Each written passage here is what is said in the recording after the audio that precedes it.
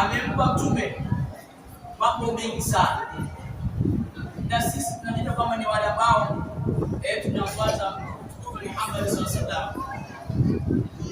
Lakini katika ibada ile ambayo Mwenyezi Mungu alimpa mtume, alimpa moyo ambao ni mkubwa sana, moyo kutoa.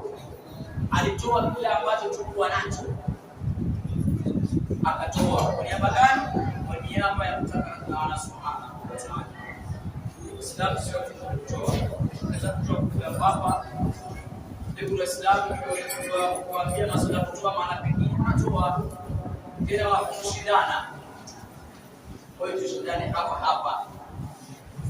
Tupate zaidi nyingi za Allah subhanahu wa ta'ala. Aya 500. 500.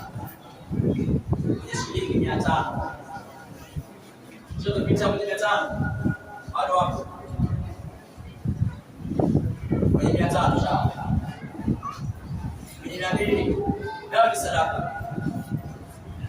Kwenye 200 nao ni sadaka.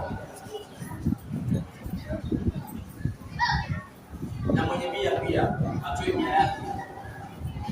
Na 50 sababu ile inaanzia 50 sijakosea. Inaanzia 50 kupanda. Au shilingi 1 ndio inaanzia kupanda. Kwa hiyo ukiwa na shilingi 100 unapata kitu cha 100.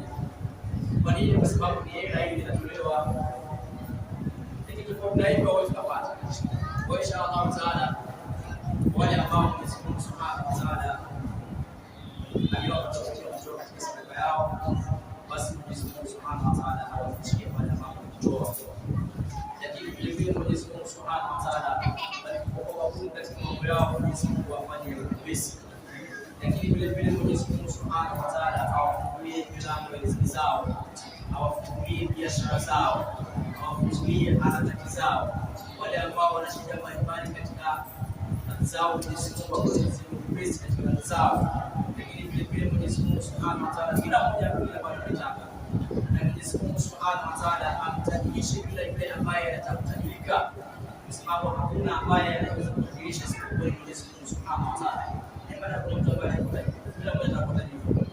Ndio maana tunapambana kutoa yani asubuhi, mchana, jioni, usiku, lengo tuwe matajiri. Inshallah taala Mwenyezi Mungu atufikishe na sisi katika matajiri ambao ni wenye kujulikana, na matajiri ambao ni wenye kutoa katika kile ambapo Mwenyezi Mungu Subhanahu wa Ta'ala alitajirisha.